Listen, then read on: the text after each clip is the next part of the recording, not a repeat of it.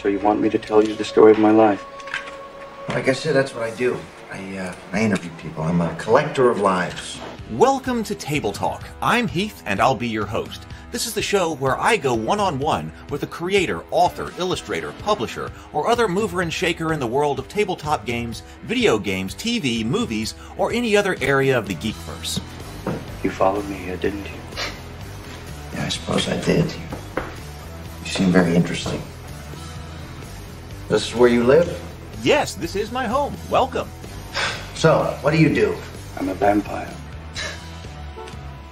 That's something I haven't heard before. Guests have included individuals such as Lou Anders, the author of the Thrones and Bones fantasy novels, creator and publisher of the Norengard RPG, and even the author of Star Wars, A Pirate's Price. Bond. James Bond. Well, not James Bond. I haven't gotten to talk to him yet, but maybe sometime in the future. But how about Brian Colin, the creator of the vast, grim, dark horror RPG and sculptor of the world of Revelo monster busts? Mark Tassin, the creator of the world of Italtus, head of Mechanical Muse, and the head developer of the new Cool Name RPG. I've spoken with Jeff Engelstein, game designer and former commentator on the Dice Tower. He and I got deep into the statistics, probability, and psychological function of dice in tabletop games. Jamie Stegmaier, the founder of Stonemaier Games and crowdfunder extraordinaire. He's published many hit board games like Scythe and Wingspan. I've spoken with Sydney Engelstein from Indie Boards and Cards to talk about what it really takes to publish a board game in today's environment and what it would take for you to get published if you were trying to get a publisher for your board game. I've spoken with Ajit George about game writing, education, and his contribution to Van Richter's Guide to Ravenloft and his development of the Journey Through the Radiant Citadel Dungeons & Dragons book. Let's see, who else have I spoken to? I am Hela, Odin's firstborn, commander of the legions of Asgard, the rightful heir to the throne, and the goddess of death. Ah, yes, I really appreciate her taking the time to speak with me. That was a great interview.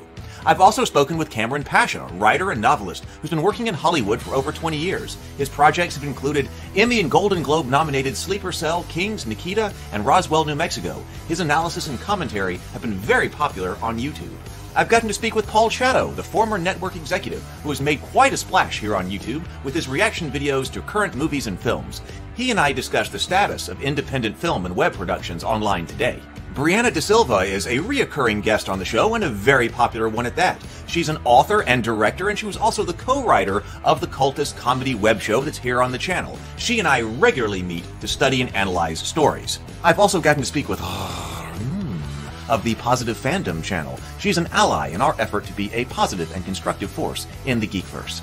Are you ready? Have you got your drink? Are you all settled in? You might want to buckle up because it could be a wild ride. We're about to explore the worlds of tabletop gaming, sci-fi, fantasy, and the geekverse through the eyes of those who are making things happen. Atomic batteries to power. Turbines to speed. Roger, ready to move out.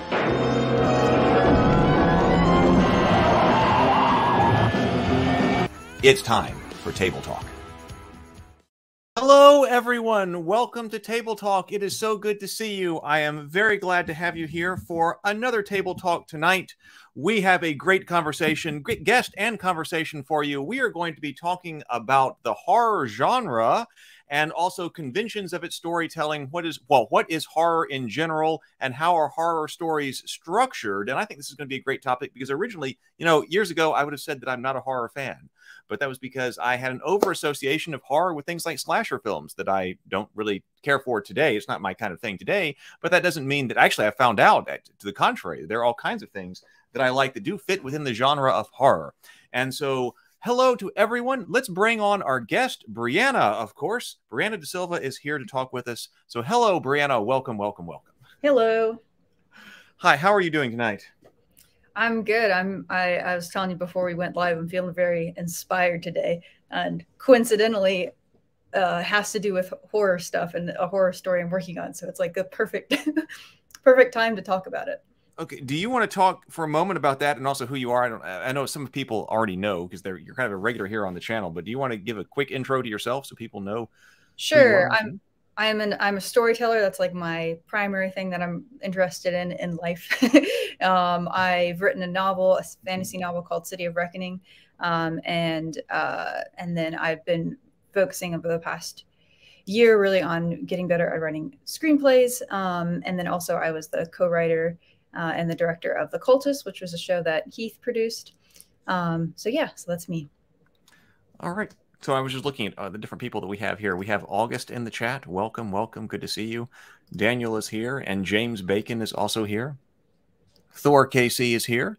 NA says, love that movie. I think talking about Interview with a Vampire. And good to see you. Good to see you too. Zero the Blade is also here.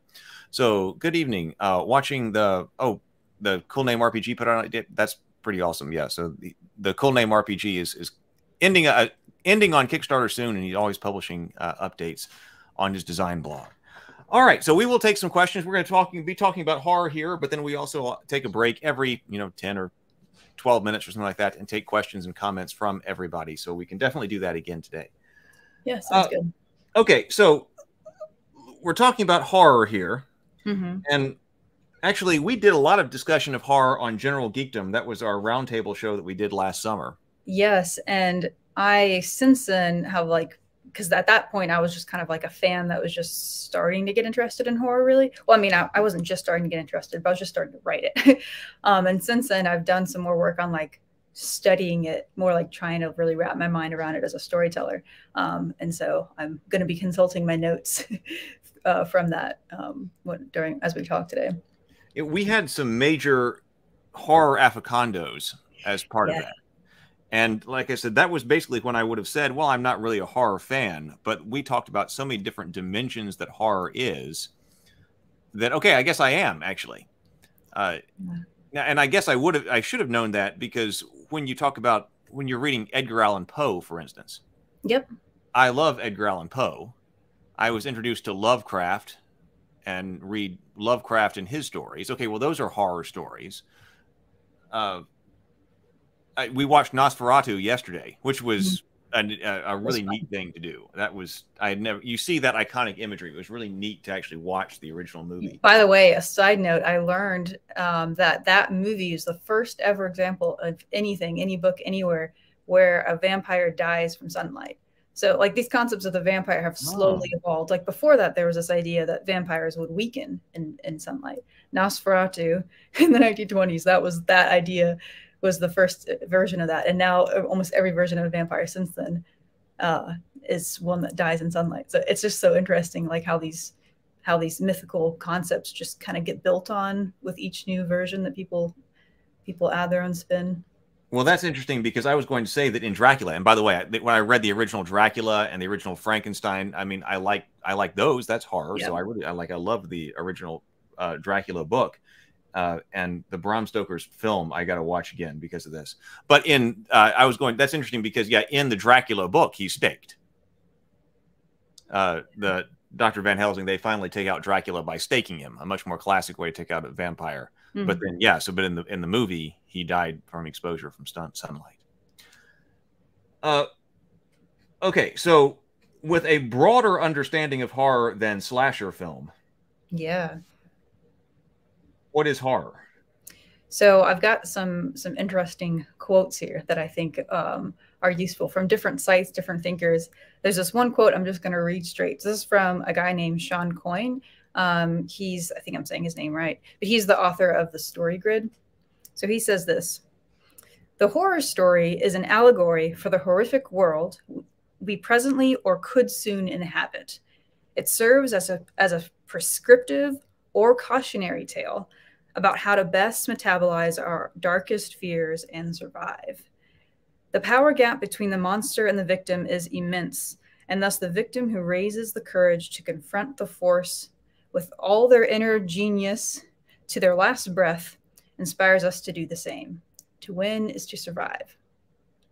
This is one guy's idea of what horror is. That's not a definition, but what is horror? That I thought some of the interesting things in that were talking about it as an allegory for the real world situations. It could be prescriptive, could be cautionary. It's often dealing with life or death situations. It's often dealing with some of our darkest fears, sometimes our very primal fears. So I thought that was interesting. So here's another one. This is from Rachel Ramirez from her website, rachelramirez.com. She has this article called How to Write a Horror Story. And there's a lot in there that I thought was really good. And one of the things in there, she says, horror asks, which will win in the end, hope or hell? That's another interesting thing, because you realize a lot of stories do have either. Which will win, hope or hell? Some movies, it's hell. Some movies, it's hope. Shall I continue with some of these, or do you want to talk about any of those two things first? Well, you've got some other things about what horror is. Yes, I've got a couple more here. Okay, well let's cover the bases, because they're all slightly different takes, but I think they all work together. Oh, so this one is really interesting, because you and I have talked a lot about theme and how, figuring out what your story is about in terms of like the moral message or whatever is always very important.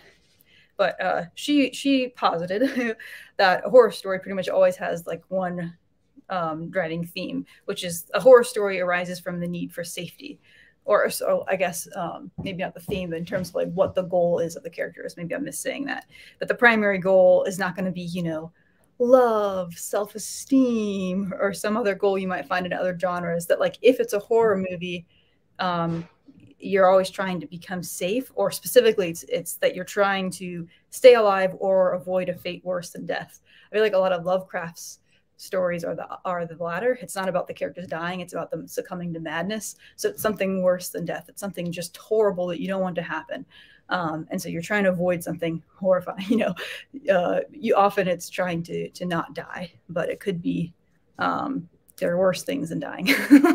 Horror loves to explore every single one of them. Well, that makes when you say that makes me think of one of our general geekdom conversations, and those are on the channel still. So if people want to watch those after this, they can look up general geekdom and horror. They're one of the shows on the channel. But we talked about on that one specifically the Alien franchise. Yeah, and Dax was big on this about understanding. Okay, we've got one single franchise, the Alien universe, and inhabiting this universe. But he was saying that they adapted the different Alien stories or Alien movies to be what was popular at the time. So he was saying that the first Alien is a horror movie. Definitely. But then he said like the second one is action adventure. So if you think about the theme, and I need to go back and I need to watch those again. I've seen them, but it's been a long time. But if you think about number one, I was thinking about that, the need for safety, her on that, on the ship with the alien. Right. That sort of goes along with that, okay, that is about the need for safety, hope and hell, whereas I don't think that goes with Alien 2 as well, because it's more of an action movie. Oh, interesting. So we could see that in there. I need to watch them again, but I'm thinking. Yeah, it's been a while for me, so I can't really say anything on that. People in the chat may have comments on that. Okay, what is the fourth one? Oh, I just realized those are all of my things on what horror is. Okay. And then I can move into some thoughts on structure. Okay. Well, first of all, let's go to, if that's what horror is, I have been interested in this idea, and we've talked about this the couple of times that we've met, about the different types of stories. And as a 2-sentence recap for those who might be joining us, we've been talking about types of stories, and we had this idea that if we tried to come up with a single overarching theory for what how stories operate, that might theoretically be possible, but even if it is, that its explanatory power is going to be very low because it's got to account for all different kinds of stories. So I had this idea that, well, maybe we could come up with some type of category of 6 to 8 different types of stories. Why 6 to 8, by the way? I don't. That was just my initial stab, because if you said, hey, let's just define that seemed like a balance between not having too many. Because if I said, hey, you know what, how many different types of stories are there? I bet there are 674 different types of stories. Well, then each one is so specific that you're not generalizing enough, to understand what this is. But we're said one is too many. One type of story is too few. Yeah. One type is too few. The hero's journey is not the only kind. Yeah. So don't just do that one, or don't try to put everything into the hero's journey, but also don't say, no, you know what, there are so many different types of stories. I've come up with thousands of different types of stories, each with their own story. You may not have. Let's generalize more than that. So I was trying to think, there is somebody who was like the 7 different types of plots or something. So I was Oh thinking yeah, about I think that. it's 8 plots. I've seen that book and I haven't read it. I need to read that one. So that's why I just pulled that number kind of out of the air and was like, okay, well now maybe if we had a really good theory of 6 to 8. Yeah, we should develop one and then read the book together and see how well it matches, and if this guy. Or who knows? Maybe after we do this, after enough discussion, we'll have our own book about 6 to 8 different types. Yeah. So we had Hero's Journey was one. We talked about Beauty and the Beast potentially one. We talked about The Fall potentially being one. But is horror doesn't seem to fit? Is horror a type of story like that? Yeah, I don't know, because it's certainly a genre, but we'll see what we think by the end when we talk about the structure. Okay, so what's the difference then between a genre and a type of story? Like, well, I think when you're talking about genre, that's a pretty good question. I feel like genre usually is united around theme more. Like there's certain things that certain genres tend to speak about, and then they have conventions that kind of like build on those. So like there's a book that I have just cracked into a little bit called The Anatomy of Genres. So I'm taking some ideas from there a little bit, but he was talking about, for example, like a Western, that Westerns kind of have this uniting theme or like a collection of themes where they often are talking about society and kind of like I don't remember now, like kind of being on the edge of society, like that there's usually things that the Westerns are about. And then once they go away from that, it's called an anti-Western. And so then you're kind of twisting a genre and creating a new genre. But usually like a genre is about a certain thing. And then there are certain expectations that come with that. Obviously in a Western, you tend to expect you're going to have cowboys or whatever. But that's how you can have something interesting like the science fiction show Firefly. You can say that's actually a Western science fiction story because it also deals thematically with the same stuff, and they bring in some of the conventions. So I think of genre, and genre also in the modern day is just a selling point. It's like, who are the kind of people you're selling this story to? People tend to like certain genres, and they combine with each other in interesting ways. But then what you're talking about sounds to me more like just a simple plot structure, because I can imagine that genres and plot structures could probably overlap in different interesting ways, especially when you're combining genres. But I don't know. That's my thought right now. Okay. Yeah. You say, okay, let's take the example of Western. Just, okay, if you say, okay, Western is a genre, I'm looking at the other 3 that I've identified: Hero's Journey, Beauty and the Beast, and The Fall. Could I tell? It seems like a genre should be able to be applied to all of them, because I could definitely tell a Hero's Journey in the Western. I could definitely tell Beauty and the Beast as a Western. I could definitely tell the story as The Fall as a Western. So I can see genre being something that's applied to all of those. Now we're about to talk about the structure of horror. So Western doesn't have a story structure. It's something else. So, but we are about to talk about a story structure with horror. But it still seems like it doesn't quite fit this list. So I'm wondering if there's some other word that's going to be needed that maybe we might come up with, that we go, oh, when we're telling a story with this structure, it is distinct from Beauty and the Beast, The Fall, The Hero's Journey. It could be that the answer ends up falling something like this. It could be this, as simple as this: horror is a genre, but there are a sort of collection of similar story structures that you could probably categorize all as one story structure that is most commonly used in horror. Because I definitely don't think it's universal. Like I didn't really look at this closely, but I felt like when I watched The Cabinet of Dr. Caligari, it didn't seem like that one fit the structure. I watched this, or I think of this is a really extreme example. There's this really bizarre movie. I can't even recommend it because it's so weird. You have to have pretty bizarre taste to enjoy this one, but it's called Mad God. It's this incredibly well done stop motion animation horror thing that this guy made over 30 years. He spent forever making it. But it doesn't have any story structure at all. I mean, it barely has a plot, but it is undeniably a horror story. And that's mainly because of just like the tone and the content and I mean, it deals with life and death. It definitely deals with that. It definitely deals with people trying to survive. so you know, and it has a lot of conventions of horror. So it's like, this is a horror story, but I don't think it has the structure we're talking about. So it's probably just that they overlap so tightly, but there are exceptions where you could have one but not the other, possibly. All right. Let's go to the comments, but I hopefully we're able to figure this out. If not tonight, we may have talked about horror multiple times. I mean, there's a lot of these different topics we can come back to. But that seems like one to figure out. Oh, one kick up says, love the cultists. Oh, thank you. Yeah, and so there was, Robert is saying there was a Nosferatu graphic novel adaptation recently by the artist-writer Nalwall that I recommend. Nice take. For the 100th anniversary. Yeah, it was 101 years old. Yeah. Thor says, I feel that. Never think of myself as a horror fan. I'm just not a big fan of some horror. Yeah, that's kind of what's come up here. Horror has a lot of subgenres. I think that's important to recognize, that you can hate one subgenre and love another.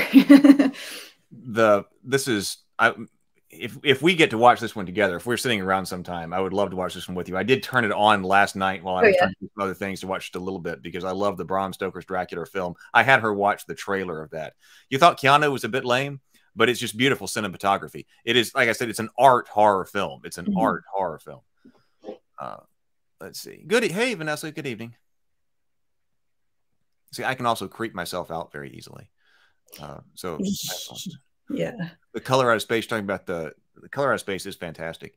I loved the one with the kid of Yogg-Sothoth in it. It just blanked on it. The Dunwich Horror.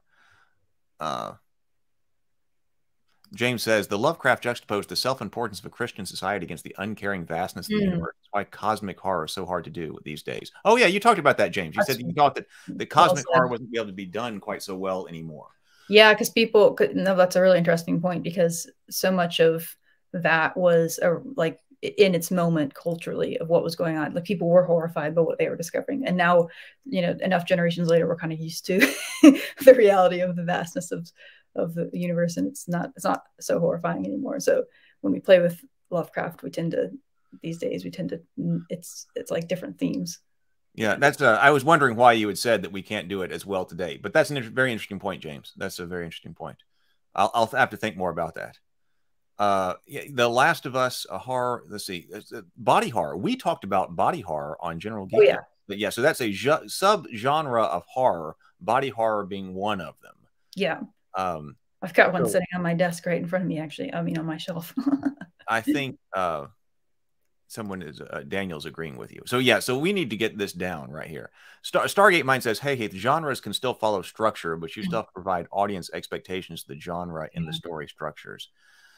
Yeah, see, we need to get our terminology down right. I'm big on terminology. So conventions, you're talking about conventions, expectations, the genres have those. I have some list of horror story conventions too. Okay, let's go to that. Let me just I think we're just about up through. Oh, see, Jamie agrees that Bram Stoker's Dracula by Coppola is one of the best vampire films out there. It is amazing.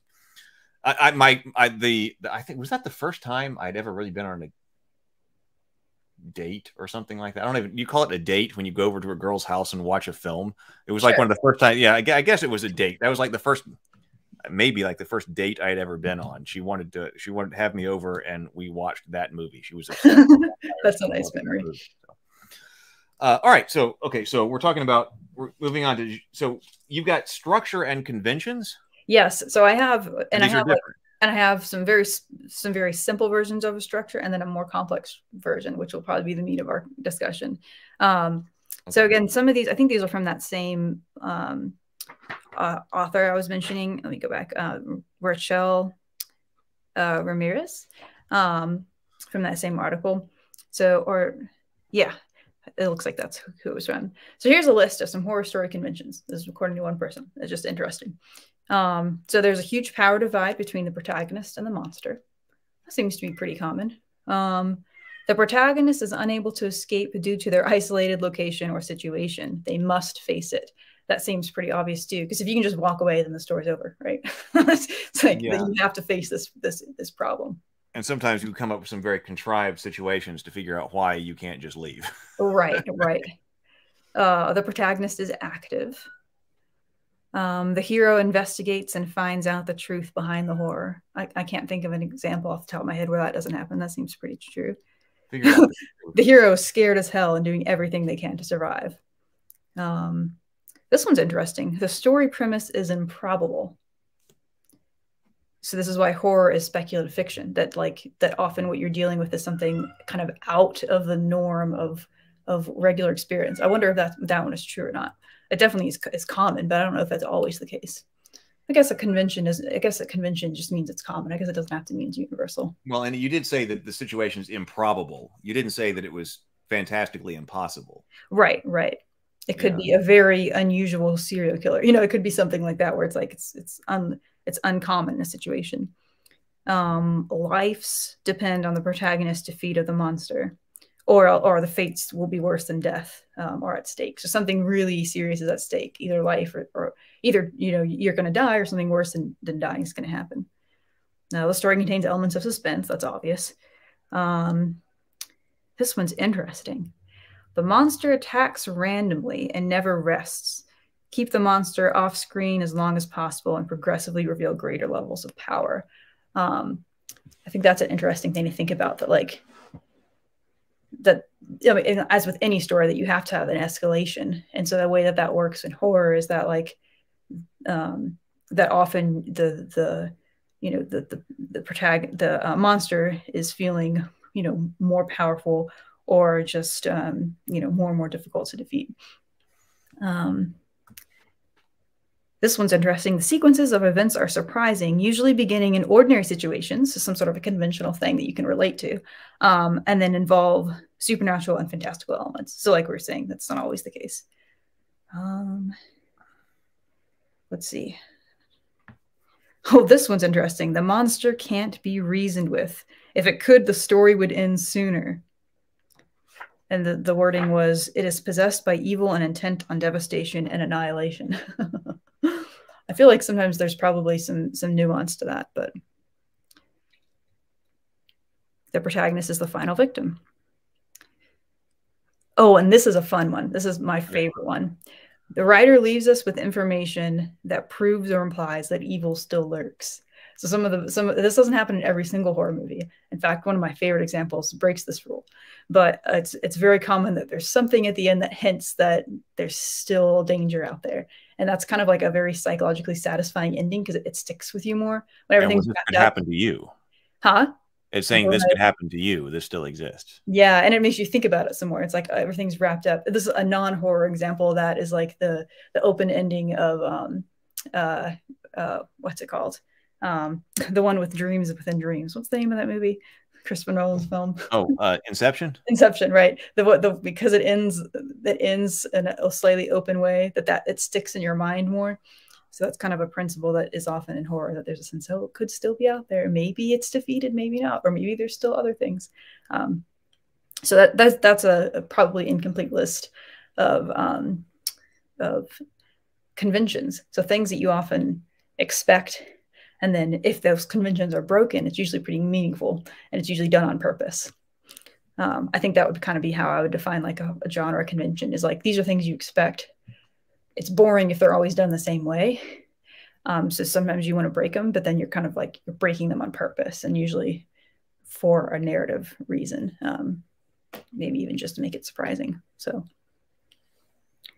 Okay, I was trying to, as you were giving these conventions, because this is, you said there's also structure, but these were conventions. I was trying to decide if these conventions could be applied to the hero's journey, Beauty and the Beast, and the Fall. Because that would be more along the line of Western then. Like if we could use these conventions and tell a hero's journey story, or use these conventions and tell a Beauty and the Beast story, or use these conventions and tell the Fall, that would be then that would seem to imply that we have a genre that can be applied to many different story structures. Maybe. And I'm not sure. But like I was saying, it's probably uncommon that it has other structures, but it could. I think it's probably more common to have other structures when it combines with another genre. Okay. So you're about to give us actual structure then. All right, let's get into it. All right, hey, let me flip by the comments and see what. Sure. Horror, Robert says that horror has certain elements involved which seem mystery is necessary. Usually, that what the monster threat is and where did it come from. Yeah, there's definitely a mystery element often. That's a good point. Oh, so other people have romantic elements to the Bram Stoker's Dracula. Nice. Well, Dracula, I mean, vampires have a long history of being erotic, often homoerotic too, which is a whole other conversation. But okay. Actually, okay. So we're good there. So all right. So now we're talking about not conventions. We're talking about the story structure. All right, so let's talk about the most basic version of the story structure. This one is from bluecatscreenplay.com on writing a genre screenplay horror. So this is the most basic version. It's an three-act structure. Act 1, protagonist encounters threat. That's interesting because, like, in a hero, when a hero's journey takes, say, on a three-act structure, it's like you're encountering the call to adventure. Then here it encounters the threat. Act 2, protagonist struggles with threat. Act 3, protagonist escapes threat, or doesn't, or dies, depending on how it goes. But so encounters, struggles, escapes. That's the most basic, most common version. Okay, we need more than that. Yes. All right. Let's go to a second. Our second one, which is a little bit more complex, and then we'll do the third one, which is very complex or very laid out. So the second one goes like this. This one, I want to make sure I'm giving people the right credit. Oh, this is from the one I was mentioning before. So this one talks about a beginning hook. So in the beginning hook, you have the ordinary world. The protagonist is doing something normal. So again, it's your kind of establishing ability to relate to them. As with other stories, you're going to establish some flaw or fear and a want in that character. And that flaw in horror, a side note, is important because that often is what they have to overcome in order to defeat the monster. Not always, but often that is what happens. Okay. So you want to introduce some rich supporting characters, and then you put them in an isolating setting. You start to foreshadow the dangers. The cliche version of that is like, the monster hasn't really attacked yet in the story, but someone gets startled by a cat in a closet. It's like the most cliche. It's like, oh, it's just you. Because there's like, you have to keep the tone that, oh, this is going to be a scary movie, even if nothing scary has happened yet. My favorite version of that is in, maybe not my favorite version, but a good example of that is in Get Out, when they're just in the car and all of a sudden a gear runs into them. So usually they're like, oh, yeah. So there's something to be like, by the way, just in case you haven't forgotten, this is going to be a horror story. In the movie, you got to make sure you're doing that within the first 10 pages if nothing else is happening. So anyway, so you were setting everything up, and then the inciting incident happens. And the inciting incident, unlike with a lot of other genres, or other story structures, I should say, it's the monster attacks or makes itself known as a threat in some way. There's a lot of ways that can be interpreted. But basically, by ignoring the warning, the hero inadvertently accepts the quest. I thought that's super intriguing because normally you think about there's the inciting incident and there's a call to adventure. And the character, maybe rejects it at first, but then ultimately they do the right thing and they heroically decide to accept the call to adventure. Whereas in horror, it's like there's something wrong. And the character should know that this is wrong. Something's not right. You should listen to your gut. You should get out of here. But they don't. They go, oh, it's fine. It's not. And they rationalize. And that's when they've accepted, they accept the quest, basically. Now they're stuck in the horror. And now, once that moment has happened, they're putting themselves on a path that they cannot escape from without eventually facing up to this thing. Okay, hold on. Wait. So this is really interesting to me because I was waiting for you to get to that one. Yeah. Because so here, according to this, that instead of a call to adventure, we're given like as in the hero's journey. So, I mean, there's a lot that's similar here, but instead of a call to adventure, it's given a warning. Yes. So in a horror story, we're giving a warning, and instead of accepting the call to adventure, it's the rejection of the warning. Yes. Okay, see, I think that's important. When we're talking about story structure, this is the kind of stuff I'm talking about. So ordinary world, flaw, fear, and want, you have to overcome these in order to overcome the monster in the end if you're going to overcome it. That's not too different from the the hero's journey, because Yeah. oftentimes you have to overcome your fear or flaw in order to defeat the ultimate bad guy. Mm-hmm. So we're the same there. Isolated setting, though, you don't necessarily have to be in an isolated setting. Yeah, not necessarily, but there's something that's going to trap you basically to face the monster. Something trapping is important. Yeah, and then you're given a warning. You're given a warning, and for some reason, you reject the warning, and then this inciting incident occurs when the monster makes himself known. I want to give an example of this, even though this isn't one of the movies I said we would discuss. I won't spoil anything about it. But the Hellraiser has a version of this that I really liked, where basically all the characters, most of the characters in this movie are terrible. They're people you end up not rooting for. And terrible things happen to them. That's not spoiling it. But at the beginning, they're coming into this house. And basically, at first, the wife is not happy about coming into this house. It's gross. Like it's been like a squatter's been there. She doesn't want to be here. But as she's investigating, she realizes that there's a sign that this guy has been here before, this guy that she previously cheated on her husband to be with. And so when she realizes, oh, he's been here, and she's going to find some clues about maybe where he went and what's happened to him. That's when she decides, she comes to her husband. She's like, all right, I guess we can stay here. And that's the moment. And I love that so much. She accepts the quest. So there are things about the house that are weird. There's some warnings that something's not right here. But she decides to stay for an immoral reason. That she wants to pursue this guy that she's, previously cheated on with. And so she's damned herself, basically, from that moment. She's accepted the quest and she's damned herself. So that's an example of like a horror story where it's, dealing with people doing the wrong thing. But anyway, so that's the first section. Was that the first act? Yeah. So then the second part. The first act ends with this inciting incident. Yeah, possibly. I think at least according to this person. That has come about because of the rejection of the warning. Yeah. Okay, I like that. Okay, so yeah, that would be that seems to track, doesn't it? Yeah. Yeah. Generally speaking, I think it does. All right. Okay. So according to the same structure, and again, this is still a little bit more overview. So in the second act, basically, you're having a second major progressive complication. So, the monster maybe attacks for the first time, or they attack in another way that's more obvious. And complications continue. And interestingly, this author kind of aligned that with, or actually maybe I was aligning this with I'm going to leave that thought off. Actually, that's going to be confusing. But there's going to be a crisis. Things are getting worse. You're being exposed to greater and greater danger due to bad choices. I think that's really interesting.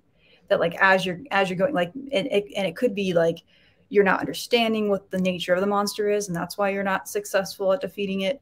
It could be that you're not facing your actual fears or flaws that were established at the beginning.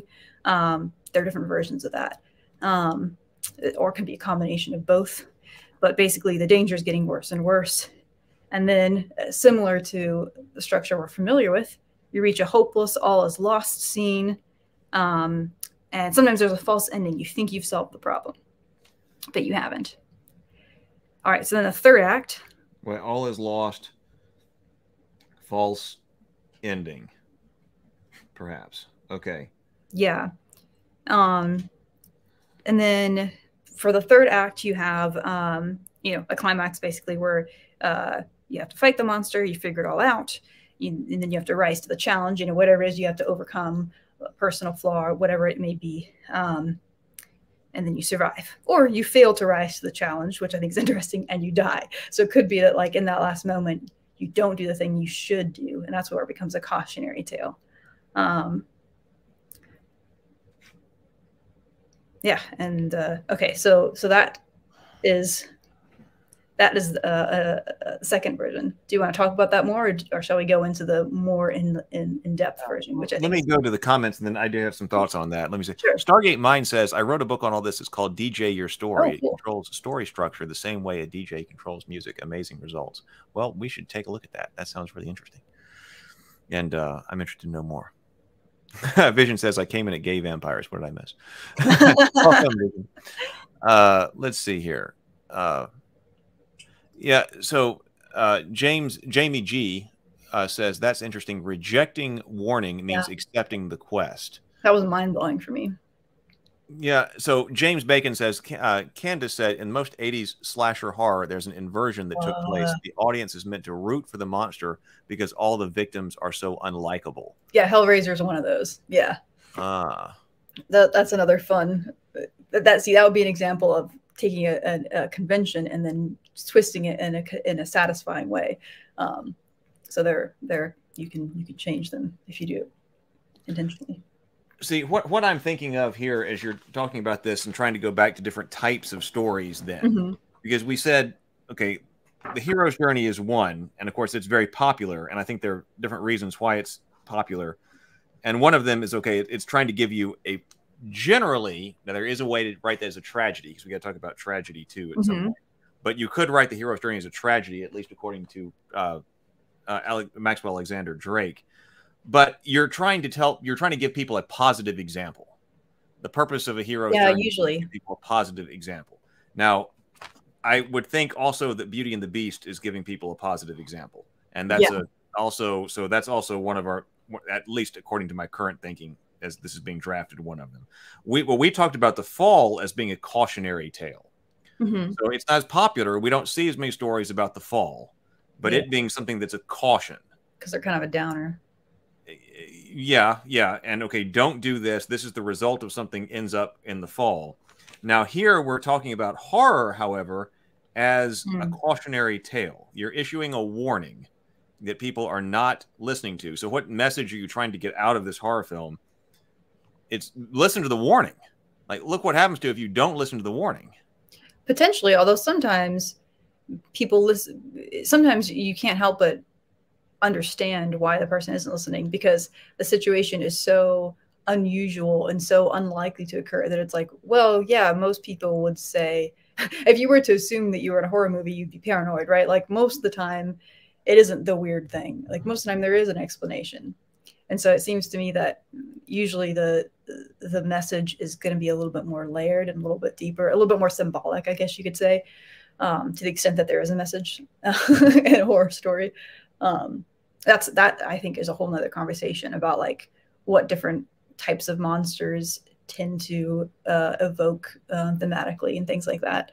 That's like a whole topic. But the horror story is much more, if it's a type of story, the way I was defining it, it's much more popular than The Fall. Horror stories are very popular. Yeah. So whatever the message here, it seems to imply to me that whatever the message or whatever it is that we're supposed to be internally ingesting because this horror story is something at least as psychologically satisfying or needful to people as something that they're getting out of the hero's journey. Yeah, possibly. I mean, horror is extremely popular. I think it has a large aspect of catharsis too, of like looking at things that we're afraid of in a safe way, you know, like things that are like death. Death is a scary thing to think about when you are a conscious agent. Like we're kind of cursed amongst the animals that we're aware of the fact that we're going to die. We go through all sorts of, you know, we create entire mythologies to make us to not think about the fact that we're going to die one day. And I think horror is one of those things that like can help us to kind of look at death, and it's like cathartic because it's like, oh, this is safe and this is fun and entertaining, and it's just like it's like a way of facing your fears. So it seems like there needs to be some type of word like the unheeded warning or something. Yeah. I like that. I could see, because I could put something like that on Hero's Journey, Beauty and the Beast, The Fall, unheeded warning. Like that's a phraseology, at least like that, starts to fit that better. But I don't know. We will see. All right. Do you want to? Okay, so you have a more detailed one though. Yeah, we might not be able to get through all the examples of this, but we can always come back to it if not. All right. So are you ready? I love this structure so much. Okay. This is from a website called Noveler, NOVLR.org. So this one lays them out. I'm going to preface it by saying this. It lays them out in a 3-act structure, and so I'll read it that way. But I have found, as I've been watching movies and kind of applying it and seeing how they match this, that it seems like the pacing of it varies quite a lot. Like sometimes a stage could last a long time in a movie, and then the other ones go really fast. I think the pacing of it can kind of fluctuate depending on the needs of the story. But it seems like these stages or steps are pretty common. All right, so let's get into it. So Act 1. Stage 1 is the hidden monster. So first you want to draw, this is especially applicable to movies, you draw people in with a hint of what is to come. So you tease the monster, a promise of what kind of horror to expect. It could be a prologue. You could have like an early glimpse of the monster where the ordinary world is a mirage and something sinister is creeping just out of view. Some examples. I guess I could just give examples as I go. In Get Out, you start off the movie with a different character than the protagonist wandering through the suburbs, and then he gets kidnapped. And so that's what that stage is in Get Out. I would say in The Conjuring, that is when it's this opening sequence of talking about Annabelle. And so we're establishing, okay, this is a world where there are real demonic forces, and there's this couple that fights against them. And so we know, even though we haven't been introduced to the monster of the movie, we get a sense for the kinds of monsters that we're going to face. I actually don't know if Nosferatu did this step. Do you remember if there was something like that at the beginning? It seemed like it just kind of got into the characters without hinting that this was going to be a horror movie. I can't remember if it did this. Well, there was the idea at the very beginning that, you know, the Hutter who was called in that was going out there because something had happened to the previous guy. Oh, I missed that. Okay, so that probably would satisfy that then. Yeah, because he was like, "What happened to the other guy?" And he was like, "It was just, yeah." So I think that was wasn't that in Nosferatu, or did I just bring that over from the Bram Stoker's Dracula?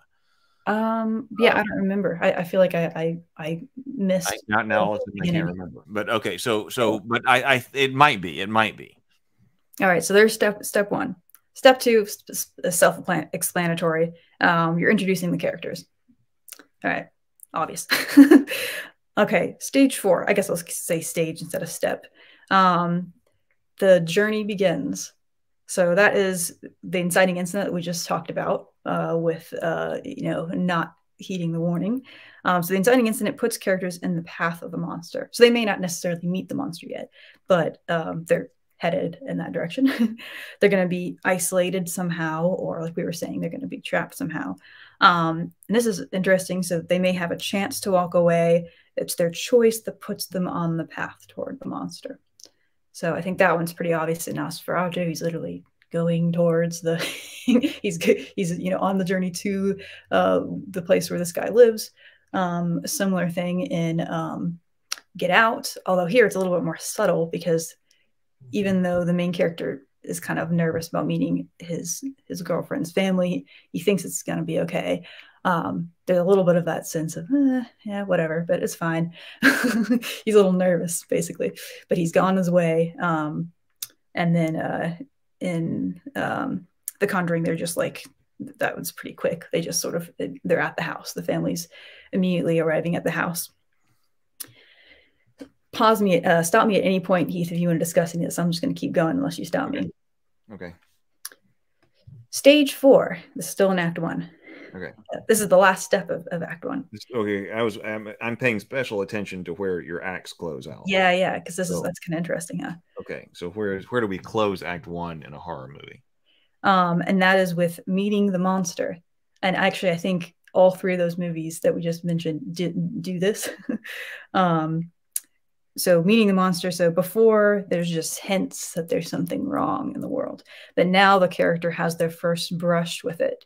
The reality that they thought they knew is not the reality at all. Something lurks in the darkness. They may downplay this threat, deny its existence, believe they've imagined it. Right? A lot of characters do that.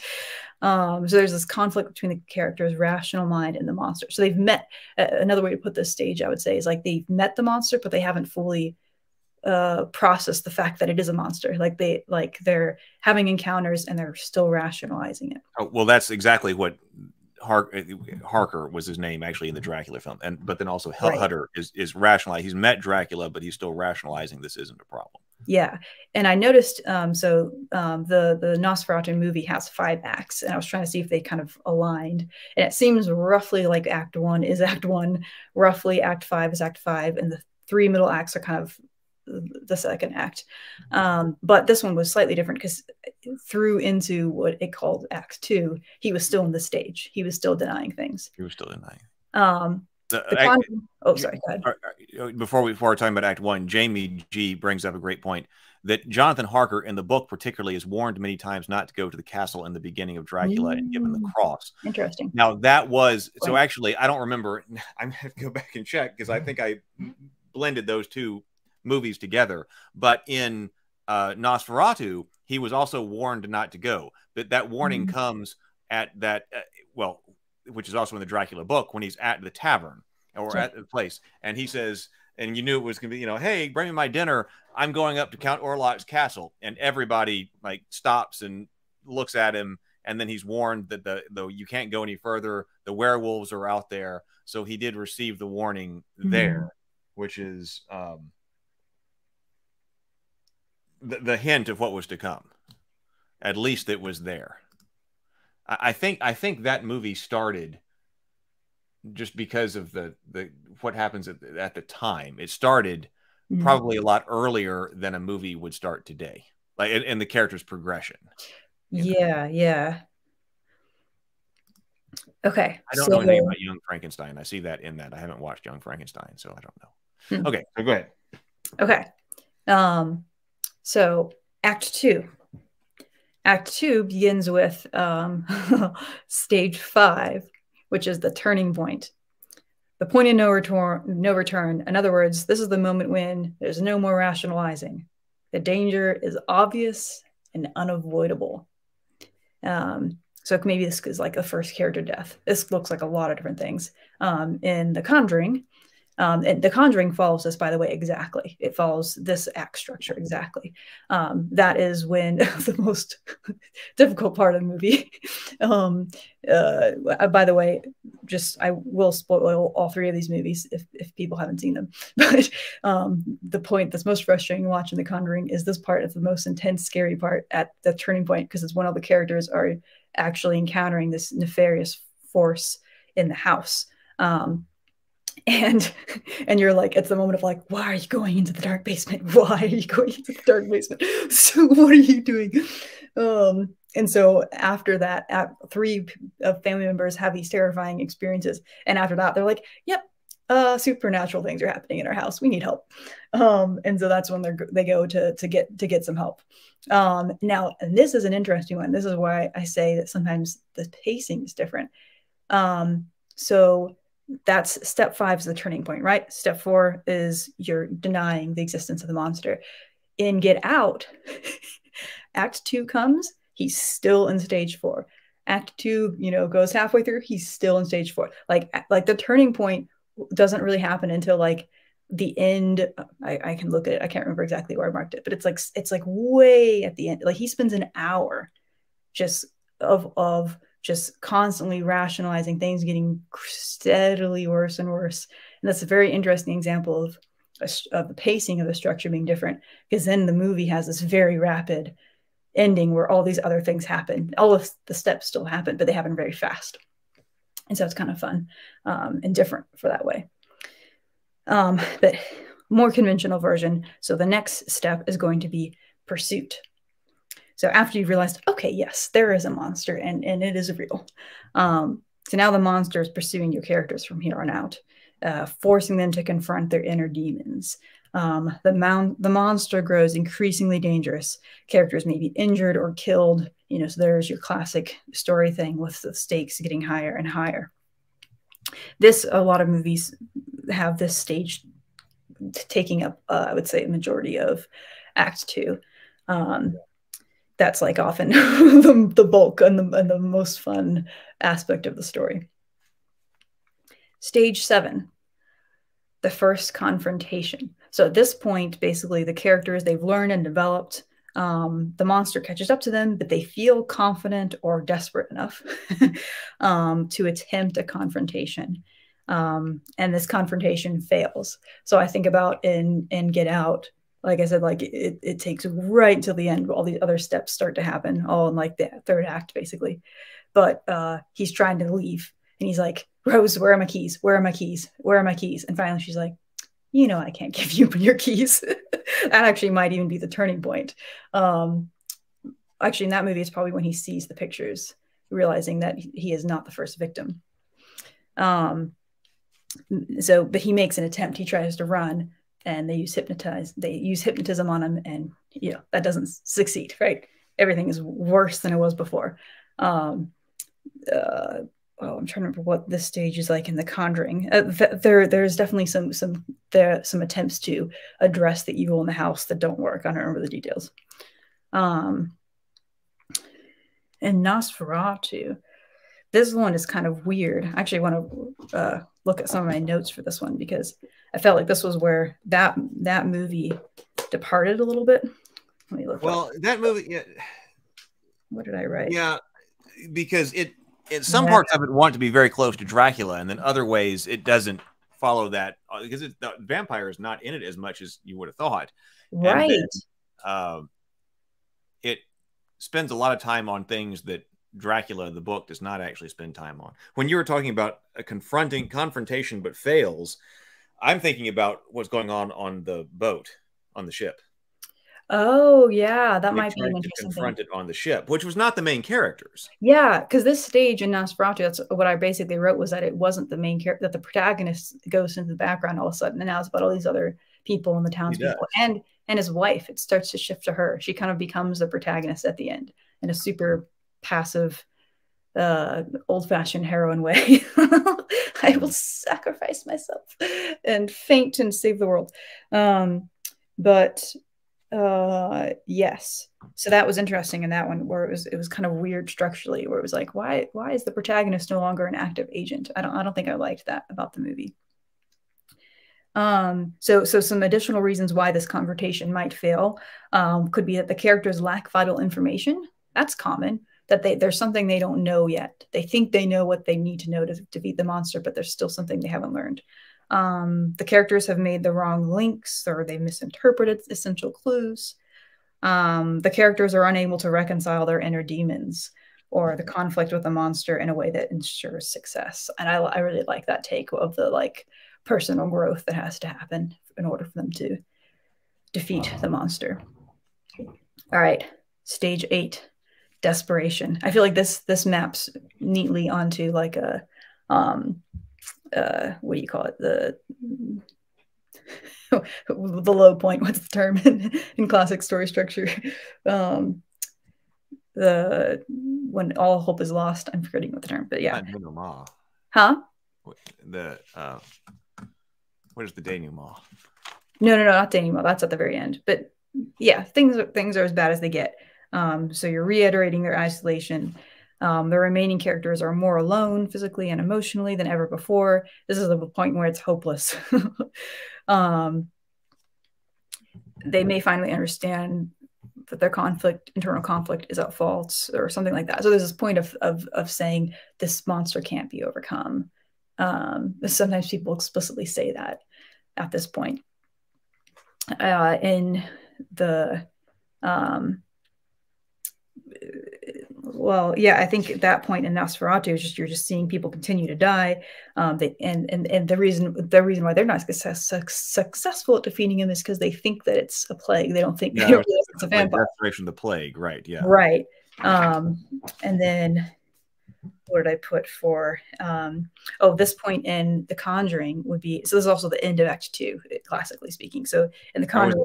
The desperation. This is the end of Act 2. It seems like that would be a good place for Act 2 to end. So you tried a confrontation, it failed, and now you're at a point of desperation. Right. So in The Conjuring, this is when the mother takes 2 of the kids away and goes back to the house after they've already gotten away from it. So she's at that moment, she's possessed. The evil force has possessed her, and she's going to her house to kill her kids. And now they're like, we have to go stop her. That's the point where it's like things are really bad. You could even say it's when they're at the house. and they're realizing that like they need an exorcist. They don't have an exorcist. They can't take her out of the house or she'll die. Like they don't have the power they need to solve it. And then desperation probably in Get Out is like when they're basically explaining to him what they're going to do to him. Yeah, you're going to be in the sunken place for the rest of your life. This is the most horrible part of that movie. And then here's one of my favorite parts in the structure. So Act 3 begins with the breakthrough. So the breakthrough is the moment when there's the vital information or an epiphany that reveals how to defeat the monster. They finally figure out, oh, this is what I need to do. They learn something new, or they have an idea by way of like a plot twist or a stunning revelation, and now they're ready, right? So in Get Out, that's when he has the idea that he can create the little earplugs. In The Conjuring, that's when they realize, okay, we have to do the exorcism ourselves, even though that's really dangerous. In Nosferatu, that's when she realizes, if I sacrifice myself, I can defeat him. Yeah, he's brought the book home, and she reads that in the book, and interestingly, that does happen in the last act in that movie, at the beginning of the last act. No, you're right. You're right. It does. All right. So then the next step, getting towards the end, is the preparing for the final confrontation. So now the pursued are the pursuers. So that's basically just when a shift happens, and now they're, they're going after the monster, or they fight back again, whatever it is. So there's the shift that happens, and then stage 11 is basically the climax. And this website called it the price of victory. So they must face not just the monster, but their internal demons. If that applies to the story. Victory requires a great sacrifice, self-realization, self-realization that characters are not ready to face, or some other hidden cost that will change them forever. I love that. So they will ultimately return to their previous existence, but not the same. This is an interesting side note that is intriguing to me, that you could have two surviving characters up to this point where one confronts their conflicts and the other doesn't and fails. And so you just have one person that survives. Oh. Isn't that cool? But yeah, I think that's kind of a self-explanatory for the stories that we just described. And then final stage is the fallout. So just showing how things are different now. And then there's always that hint that the monster isn't completely destroyed, but there's still something out there. Though, so Get Out is an exception to that last thing. And it's actually really cathartic and satisfying, because in Get Out, the whole organization is destroyed and the house is burnt down, and one of the villains is running after him like, you've ruined everything. And it's actually pretty it's a I think you could say convention twist that's actually pretty satisfying, because you kind of want, in that case, you kind of want it all to be destroyed. So I think that's a good example of doing that differently. But yeah, that sense that there's definitely something still out there is very strong in The Conjuring with the very last shot. The last shot is a heart-pounding shot that I won't ruin for people if you haven't watched it. You're just like, at the end of the movie, like, oh, shit. Okay, the movie's over. At least that's how I was. God, that's a good movie. But yeah, so yeah, that is the structure that I think is the best. Well, that was a lot, and see, with that kind of information, that story seems on. And I know you're gonna have to go in just a moment. I've got a little bit of time. Okay, with that kind of structure, and being as well developed as horror is, like I would expect the horror structure to be pretty well developed, because, like I said, it's very popular. Yeah. A lot of horror films, so you would think the structure would be just as much known as the hero's journey. Or solidified, talked about. Because we talked about, okay, there actually isn't a whole lot of material out there about the fall, but there is just because we don't have that many kind of stories. But if we got it with the horror, you would think that there'd be a lot of that material out there, and the structure seems to be on the same level as the structure of the hero's journey. Yeah, there are some similarities, but it might be different enough that it does well. There's some similarities, but it seems to be different. It has a lot of similarities, but it's different in really important ways. Yeah, there are some similarities, but I would say there are more similarity. There are not enough similarities to go, okay, that this is some kind of subtype of the hero's journey. Yeah, it seems I agree. to be something else. And so I was trying to think also when you had given the conventions versus structure, because I was going, okay, now wait a minute, what if you did something like, because I was thinking about the different kinds of stories that I might still want to write in the Cthulhu mythos. Yeah. That if you had the hero's journey, like, because it should be possible to write a Cthulhu mythos story, but a hero's journey story that is the Cthulhu mythos. Like, that seems to be very easy to do. But then it wouldn't be a horror movie. Like, you might have horrifying graphics and that kind of stuff, but you could certainly write a story that's the hero's journey, except for the bad guys that you're facing and stuff, or Lovecraftian whatever. Yeah, that's a good point. You totally could. So that would be the hero. We're telling the hero's journey. It's just that we have our genre, I guess we would say in that case. We're not doing a Western genre. We're doing a Cthulhu mythos genre. But we're telling the hero's journey. Right. So, and how would that be different? I was just trying to think as you were talking about that. How is that different from saying, okay, I'm going to tell a horror story? Because I was wondering then, okay, now wait a minute. Now, are the stories that I'm telling the Cthulhu mythos, are they horror? Or are they using the Cthulhu mythos as a genre to tell some other type of story? And I'm not sure. I'm not sure. Yeah. But I think that means that goes to the point that we need greater clarity among what are conventions about how we define a genre versus a story structure. And it seems like we need another word other than horror. I guess because you could do the fall in Lovecraftian in the mythos. You could do the fall in a Love. I can think of you could tell the story of the fall, but it's the Cthulhu mythos. You could tell Beauty and the Beast as well, and it would be Cthulhu mythos. But it might be weird because it might not be what people expect. It would be a very clear departure from, which would be fine, but it would be like a very obvious departure from what we typically associate with Lovecraftian mythos. We typically associate it with something more like this. Maybe so, but I can see how easy it would be. Sorry.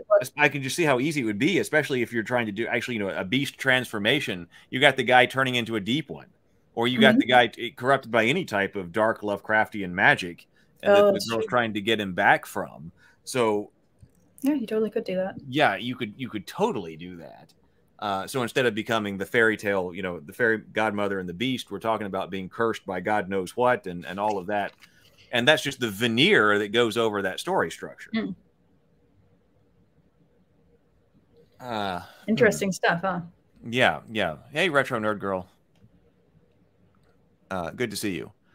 So Daniel says stories can qualify as more than one genre. Oh, yeah. But stories can qualify as more than one genre. But my point is that personally, I want to be clear on my terminology about whether I'm talking about a story structure or I'm talking about a genre. Because I like the idea that the genre can be overlaid on a variety of different story structures. That seems to come through rather clearly here.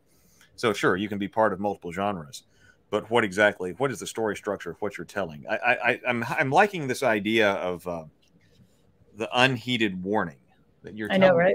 Yeah, you're telling somebody it's a cautionary tale of what happens when you don't heed warnings. And if you're trying to tell somebody that and you're trying to get them to psychologically ingest it, you might do this. You might end up producing a horror story. Well, see, I still am not sure that that's really the message that comes away, because it's like, in many cases, heeding the warning, it's not really something that you could be prepared to know how to heed, because they're usually so bizarre. It seems to me more about like the monster itself and what that represents psychologically, and like what you're what it means to face that and to face the fear. I don't know, but that's kind of a half-formed thought, but it seems to me like that's probably deep where the message probably lies more. Yeah, you could be right. You could be right. I think The Shape of Water is brought up in the terms of Beauty and the Beast. Oh, The Shape of Water is interesting because that's, you know, yeah, that's not a horror movie. I don't think at all. It just kind of is inspired by some horror elements, but yeah. Robert brings up the point too that unheeded warnings are often also part of disaster movies. Oh, that's a good point. That is an excellent point. That is an excellent point. So, does that make disaster movies part of the horror story structure? Huh. Maybe. That's fascinating to think about. I'd have to think about that more and like actually look into that. But I wonder if that is the same structure. So it's like you could, if it was, then this maybe the title for it would be something like a survival. Oh man, I don't know what the term would be. We should take a look at sometime, or I should too, those different types, that classic book on the different types of stories, because man versus nature is one of the classic plots that it brings up. So that's a disaster story when you're dealing with man versus nature, right? So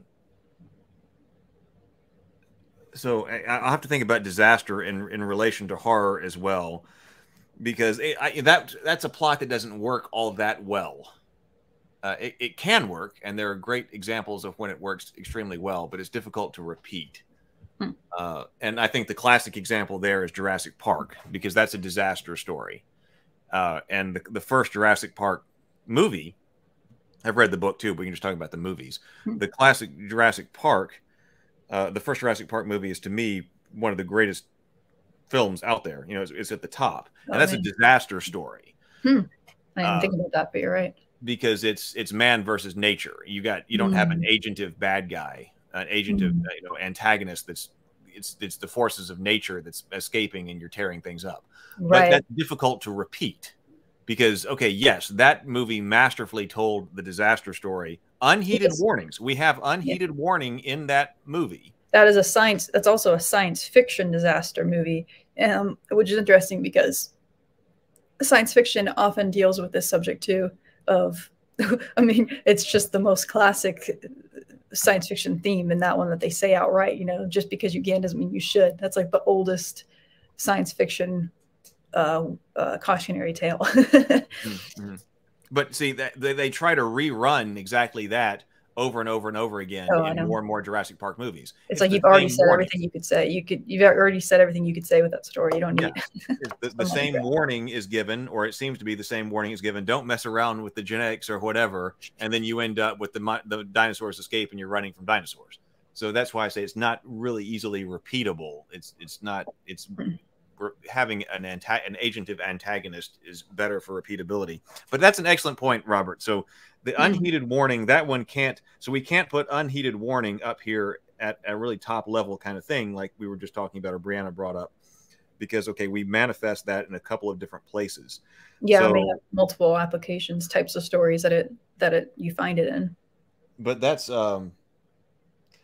well, now actually, and I know we don't have time to get into it tonight, but actually now it makes me want to reevaluate that third structure that you gave and see if you could write a disaster story with that.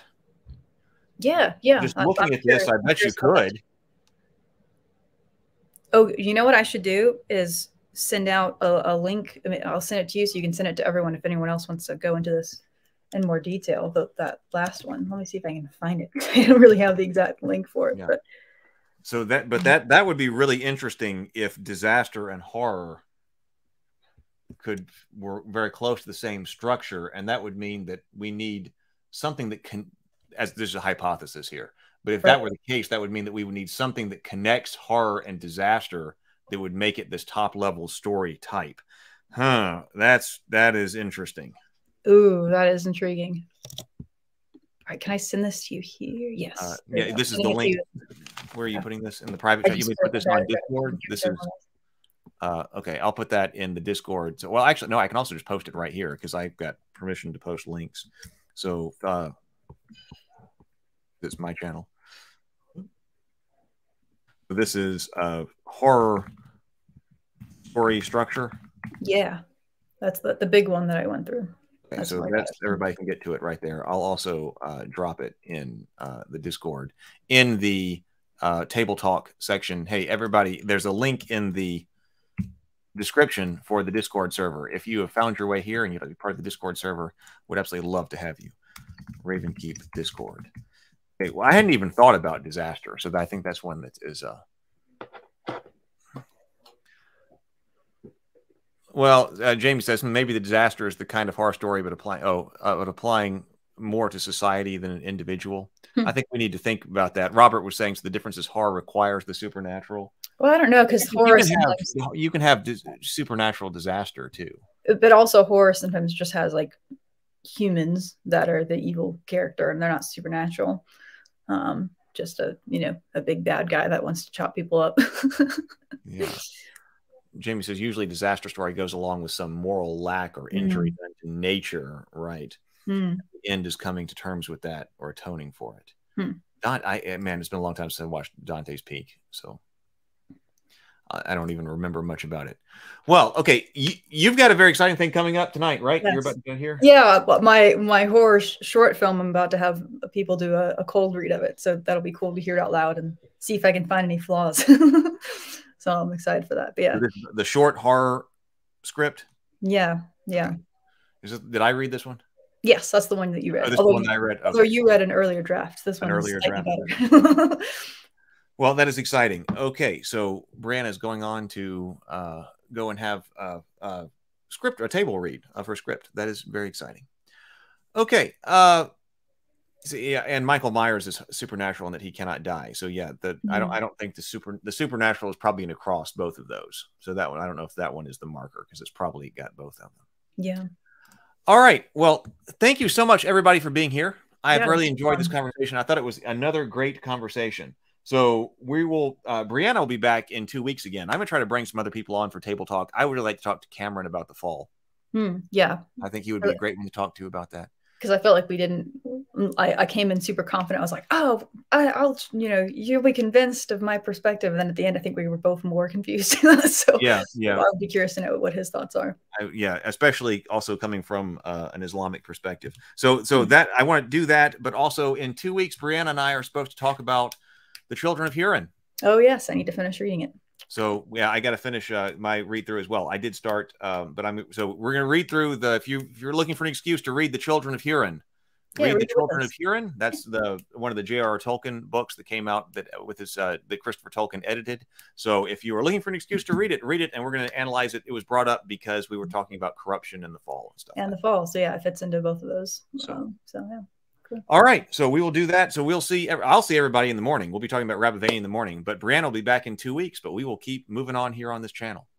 Thank you, Brianna, very much for coming. Yeah, thank you. Thank you to everybody else. I will see you in the morning. Bye, everybody. Bye.